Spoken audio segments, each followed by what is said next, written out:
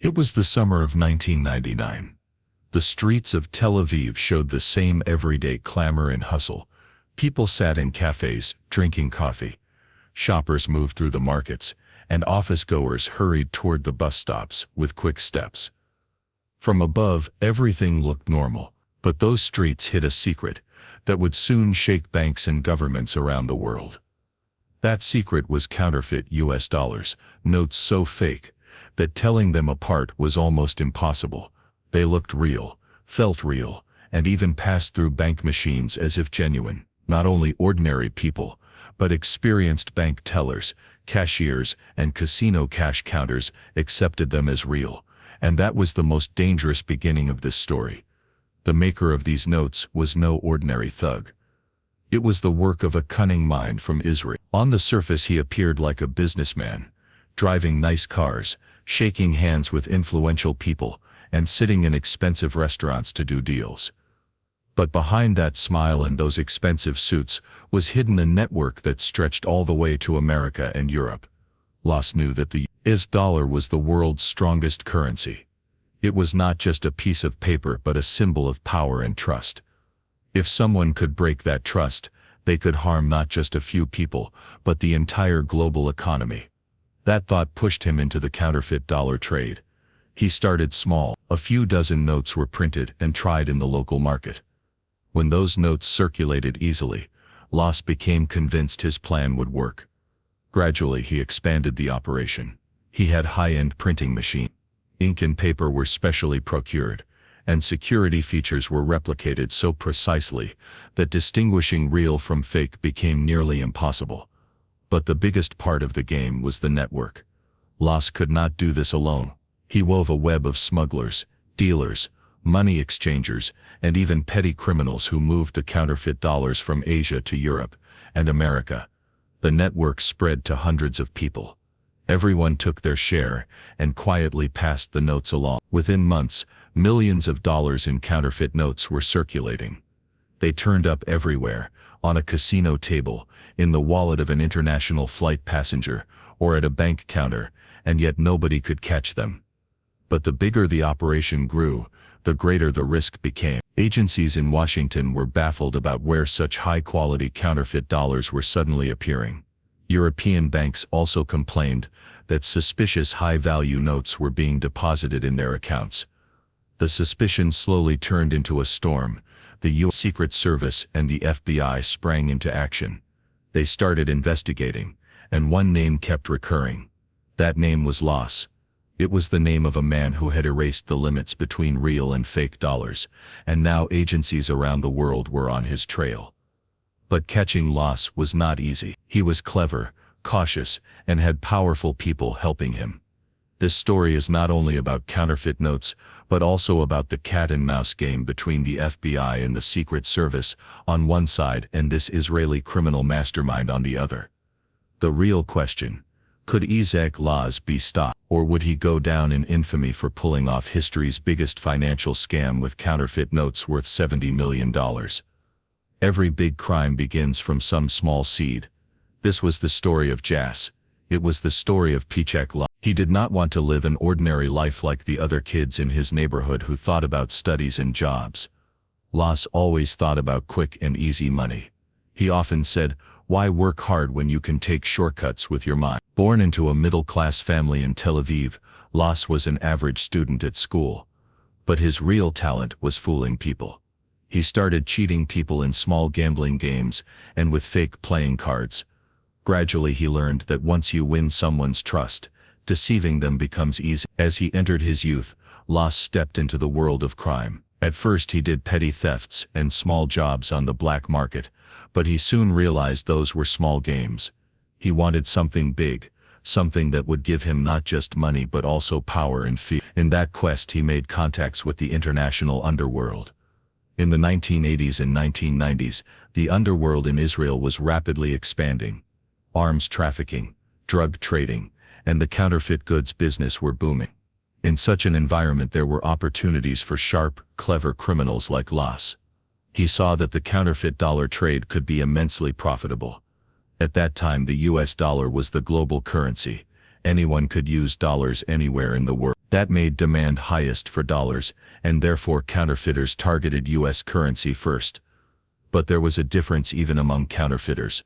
Ordinary people, who made fake bills, produced such poor quality that bank cashiers could easily spot them. Loss thought differently. He believed that if you were going to do this, you had to make the best counterfeit dollar in the world, a note that would be indistinguishable from the real thing. He delved deep into printing technology and security features, choice of paper, the use of ink, watermarks, security strips, serial numbers. He added experts in his network to replicate every detail. Some were masters of printing, others specialists in chemicals. Slowly he built a team that functioned like a counterfeit dollar factory. His ambition benefited from Israel's geographic position.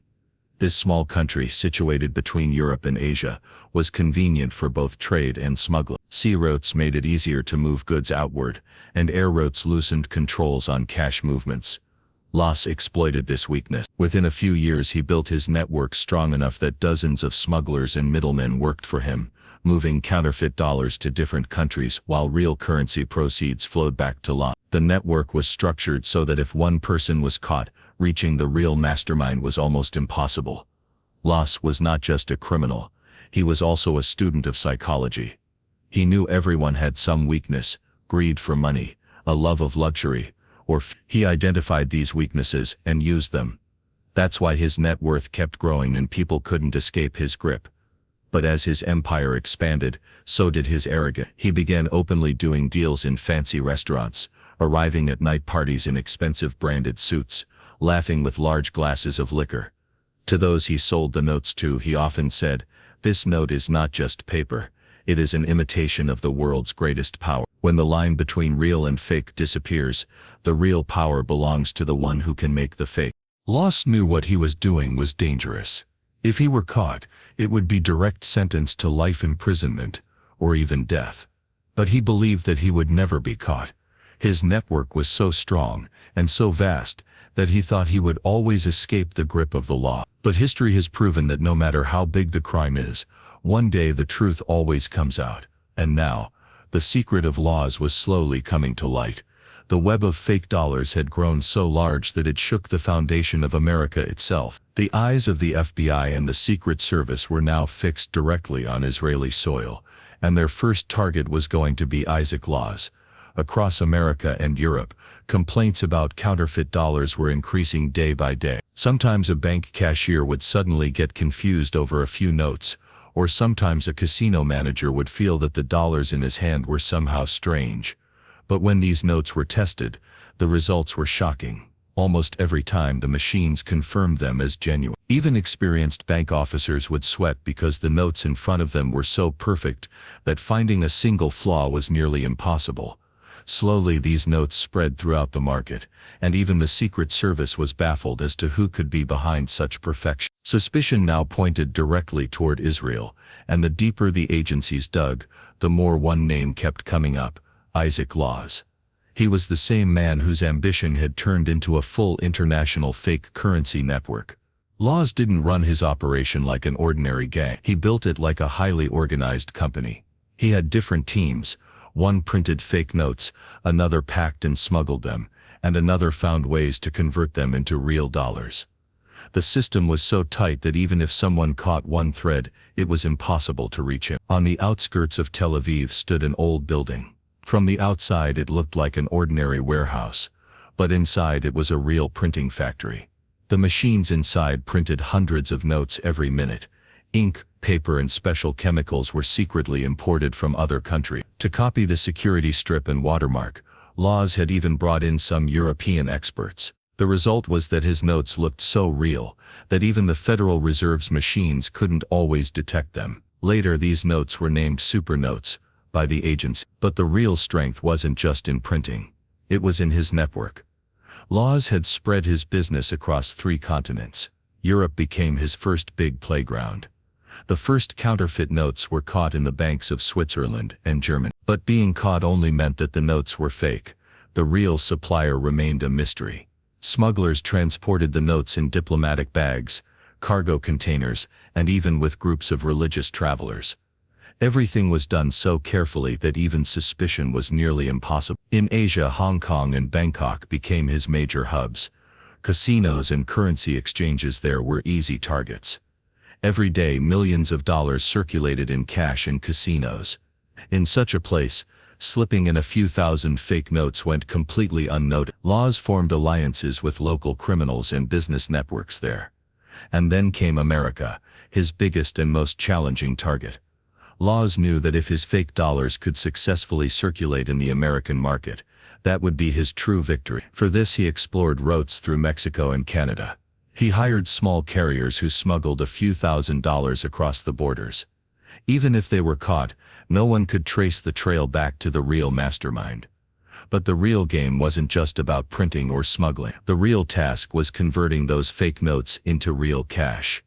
For that, Laws built an entire web of money laundering. On a small scale, street money exchangers would take counterfeit dollars and give back local currency. On a larger scale, his shell companies across Europe and Asia operated. These companies would use fake dollars to buy real cash, gold or property, and eventually all that money would be funneled safely back to Israel. Deals in drugs and weapons also proved to be a golden opportunity for him. No one in the criminal world kept a record of cash. They just wanted deals and money. Laws took advantage of this. He gave fake dollars to drug dealers and arms traffickers, and in return received real gold, genuine currency and weapons. His network was now connected to every branch of organized crime. Among people, his name had become a symbol of both fear and greed. In the criminal underworld, they used to say, "If you want dollars, Isaac will give them to you." His men knew that if they were caught, they could face severe punishment. But the money they were offered made every fear seem small. It was said that his men would sit in luxury hotels in Europe with suitcases full of fake dollars. The rooms would be littered with car keys, bottles of alcohol and piles of cash. Sometimes even the buyers themselves couldn't tell if the notes they were taking were real or fake. As the money grew, so did its impact. In America, banks began filing complaints.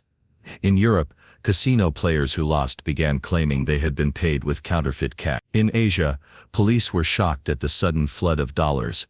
All these events pointed to one thing. Somewhere there was a man producing fake dollars, so perfect that he could shake the global financial system. And in the middle of all this, Laws sat on the balcony of his luxurious home, smoking a cigar with that same confident smile on his face.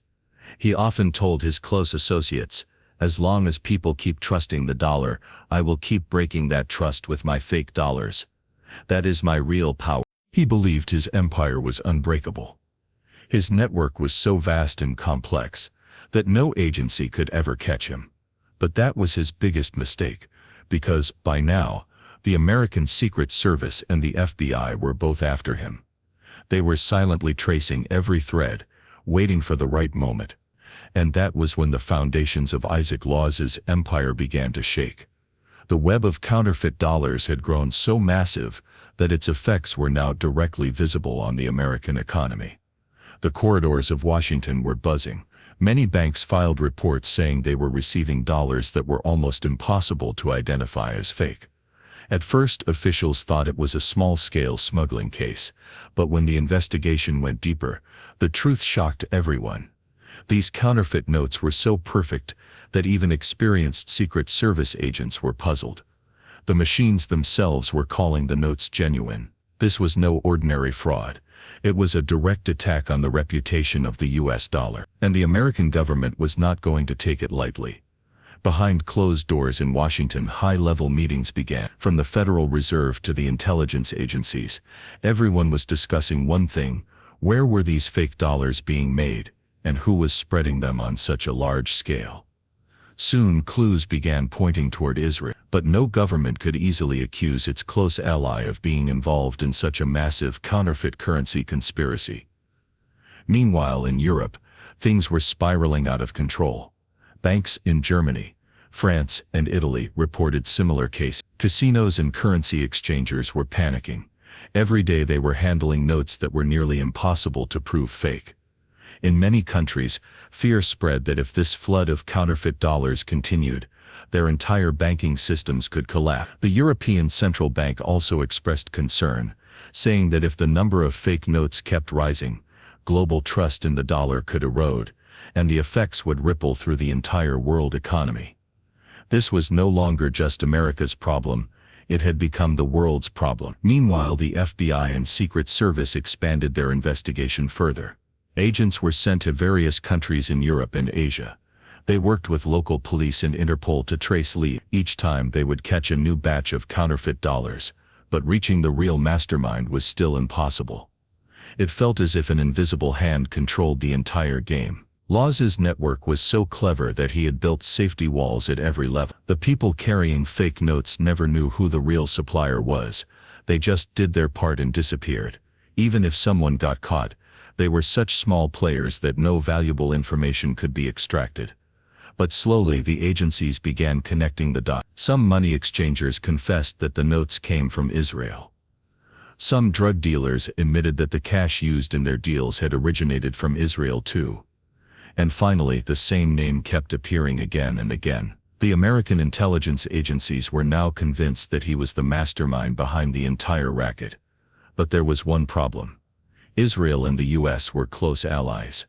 Accusing him openly could damage diplomatic relations. So they decided to first gather solid evidence, and then launch a massive operation to capture Laws. In Europe, agencies had also begun directly naming him. But his network was so deeply rooted that no country dared to act against him openly. Meanwhile, Laws was becoming more powerful.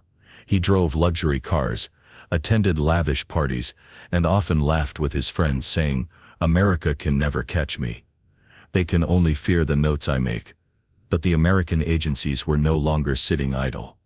They started keeping close surveillance on his network. Telephone calls were intercepted, banking transactions were monitored. Even his close associates' homes and offices were secretly watched. Yet Laws showed no fear. He believed his network was unbreakable, and perhaps that was his biggest illusion, because slowly his own men began to turn against him. Some feared prison, some wanted money, and their confessions began to provide the US agencies with solid proof. Now both America and Europe knew that if they wanted to destroy this empire of counterfeit dollars, they had to cut off the head.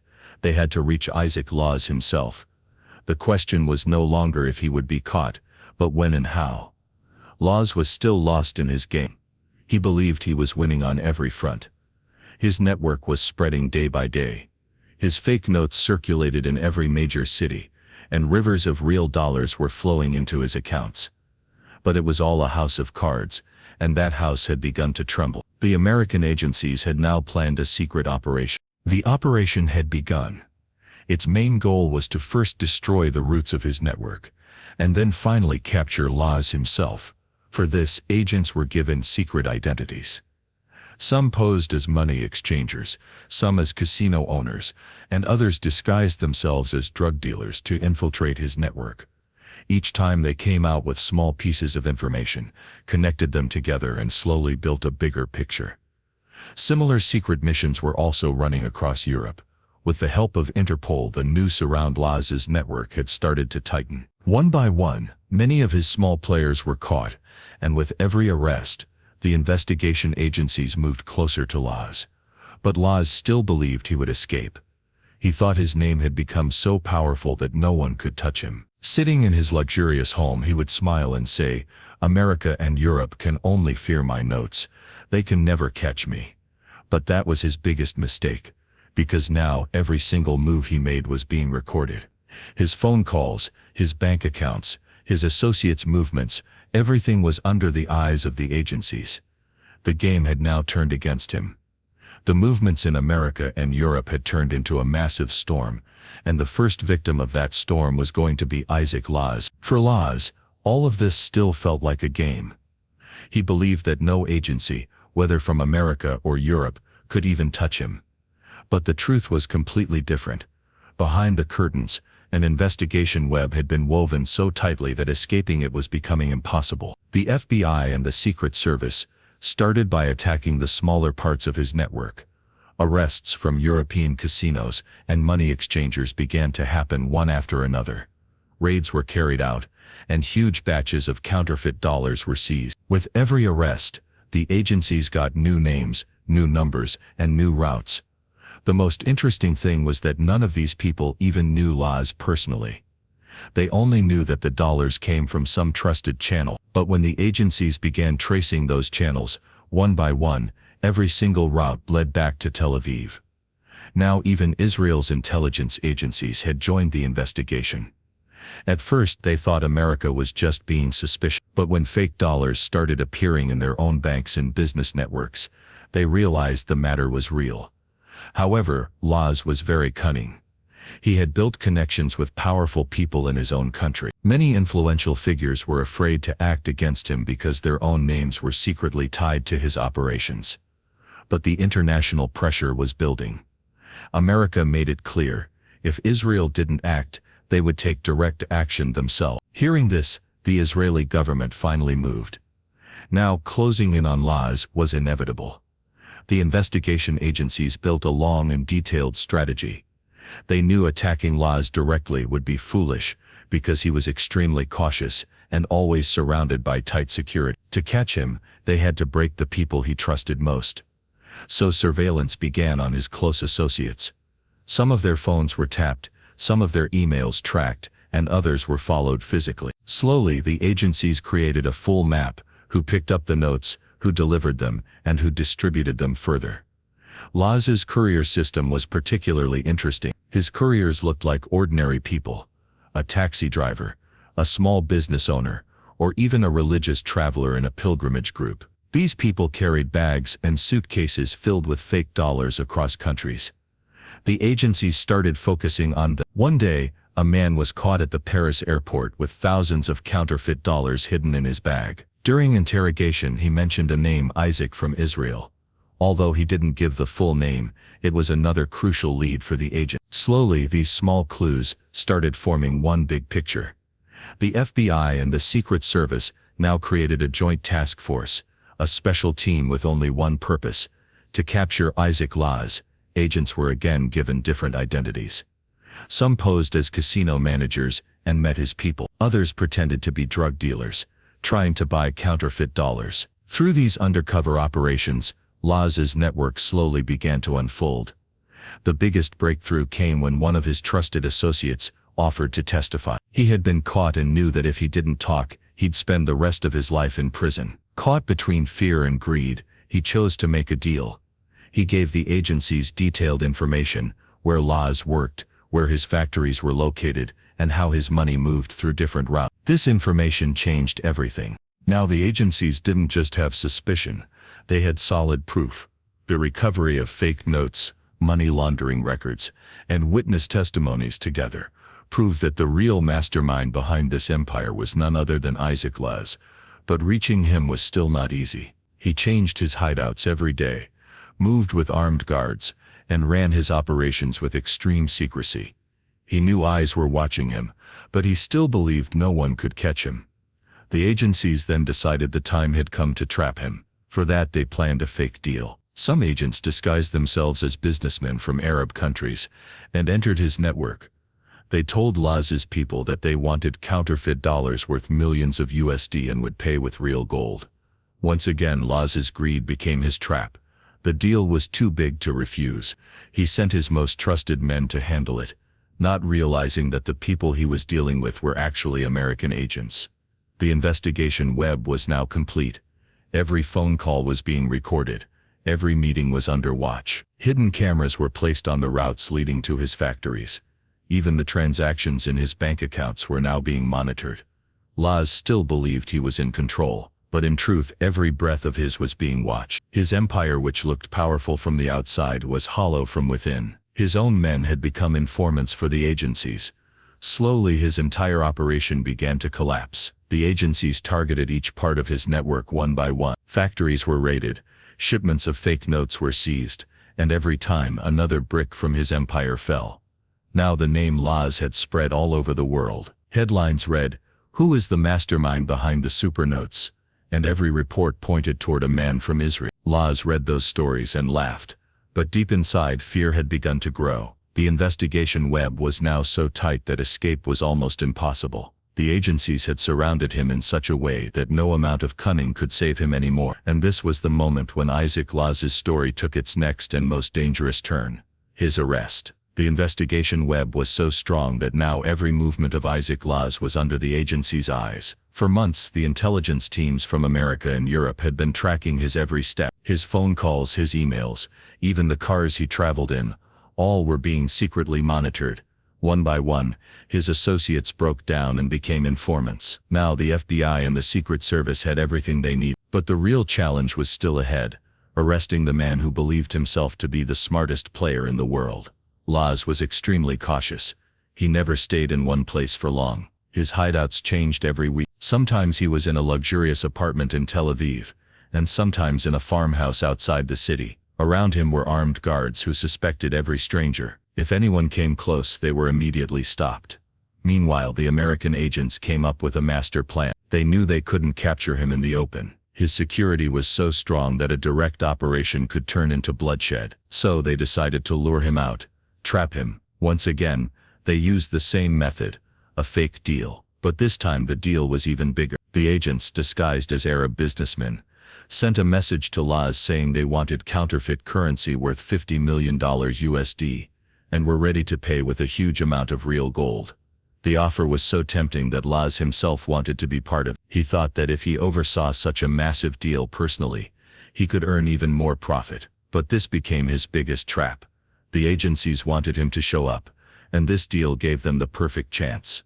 The day was set, the place decided. The meeting was to take place in a European city, where Laz's men would bring the goods, and the supposed Arab dealers would arrive with the gold. But in reality, the area would be surrounded by agents ready to arrest him in seconds. Laz was filled with confidence. He told his close associates, "You'll see, this deal will be the biggest victory of my life." He took his trusted men and flew out in his private jet to that city. Even on the way, he had no idea that every single step was being tracked by the agency. As soon as his jet landed on European soil, Interpol and the FBI were already prepared. Surveillance at the airport was tight, but the agencies didn't want to catch him there. They wanted him to reach the deal location, to make the evidence undeniable. Laz sat in his black Mercedes and drove off with his convoy. At every turn on every road, secret agents were tracking his cars. A meeting was arranged in the middle of the city, inside a hotel. The agencies had already taken control of an entire floor of that hotel. From the waiter to the receptionist, everyone there was their own person. Inside the room, fake Arab dealers were already present. In reality, they were undercover agents.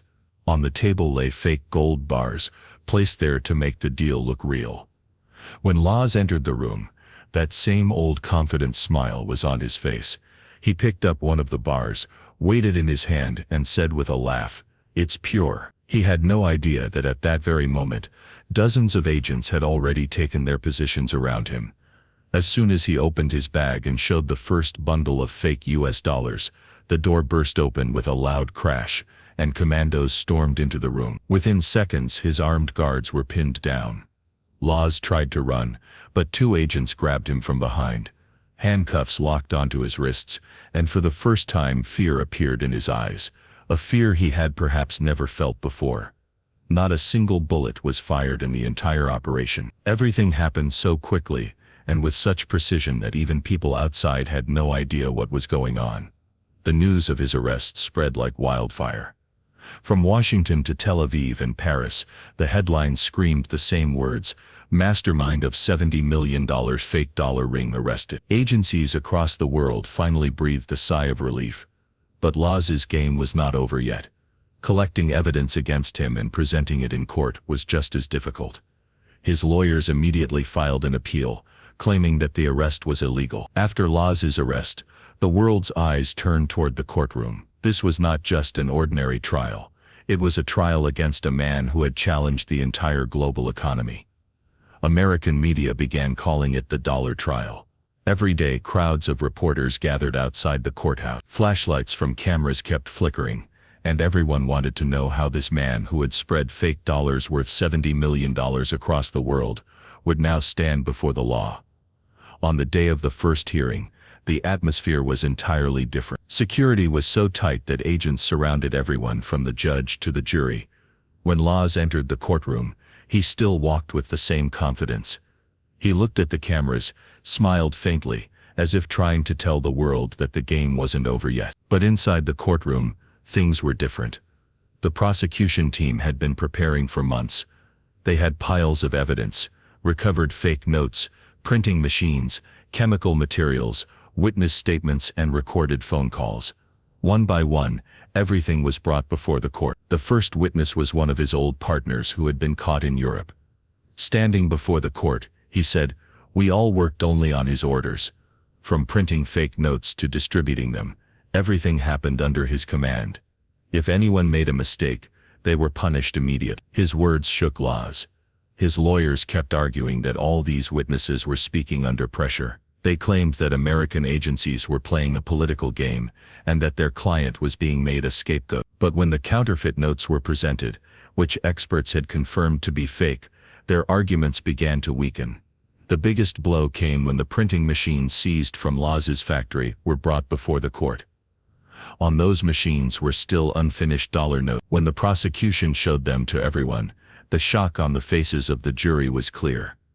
This was the strongest evidence that the fake dollars were being produced directly under Laws's orders. The trial went on for months. Each day, new witnesses came forward. One was a casino owner who said that the dollars he received later turned out to be fake. Another was a bank official who admitted that when he first saw the notes, he thought they were real. With every testimony, it became clearer how vast and dangerous Laws's network truly was. But Laws was not one to give up easily. During every hearing, he held long discussions with his lawyers. Many times he stood up in court and declared directly to the judge, "I am innocent. This is all America's conspiracy. They are afraid of the real dollar's power, and so they accused me." Some people felt sympathy hearing his words, but for most it was just a criminal's final attempt to save himself. The media turned the trial into a spectacle. Newspaper headlines read, "Supernote Godfather in Court. Will the enemy of the dollar finally face justice?" On television, debates raged about how dangerous such people could be to the global economy, if not caught. Inside the courtroom, as witness after witness testified, and as evidence kept piling up, the picture became clear. The jury now understood that this was not a small scam, it was a global crime. Then came the day when the judge was to announce the verdict. The courtroom was packed. Journalists, lawyers, ordinary people, all eyes were fixed on the judge. Laws sat in his chair, his face calm but his eyes restless. The judge said, "Ozak Laws not only violated the law, but also endangered international economic stability. His crimes have affected not only America but the entire world's financial system. This court has no choice but to give him the harshest punishment." Then the verdict was read aloud. 15 years of imprisonment, along with a heavy fine to confiscate all his illegally earned wealth.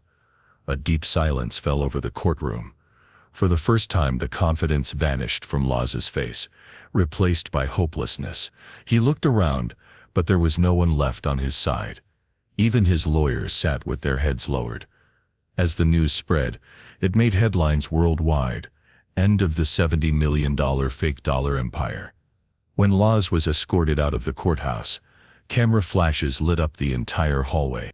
He looked at the cameras one last time, but this time the smile was gone. He was now a convicted criminal, and the next 15 years of his life would be spent behind bars. But the story did not end there. His arrest and punishment sent a message to the entire world that no matter how organized or powerful a crime is, the law's net eventually catches up. Banks and governments learned from this case.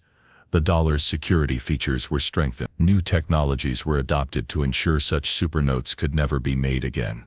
This trial became a turning point, not just for Ozak Laws, but for the entire financial world. Laws was now in a dark prison cell. The glitter, the luxury, the gold and the dollars were all gone. His empire had collapsed, and he was all alone. Once, the man who created the world's most perfect fake dollars now sat lost in his memories. Maybe in his ears, those same words kept echoing. Guilty. His arrest and sentence shook the entire world. It wasn't just the fall of one criminal, but a global blow against the counterfeit currency mafia. After his capture, governments, banking systems, and intelligence agencies across the world became more alert. The first major impact was seen in America. The Federal Reserve immediately ordered stronger dollar security features.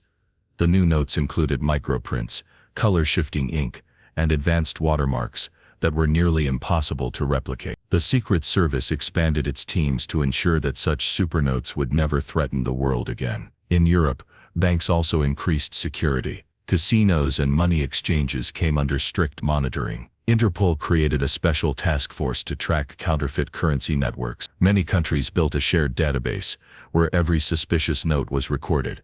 The impact of this case went beyond the banking system. Ordinary people became cautious too. Shopkeepers, restaurants, and small businesses started checking dollars carefully. Everyone feared that a fake note might end up in their hands. But the biggest impact was on the criminal world. After Law's arrest, his empire began to crumble.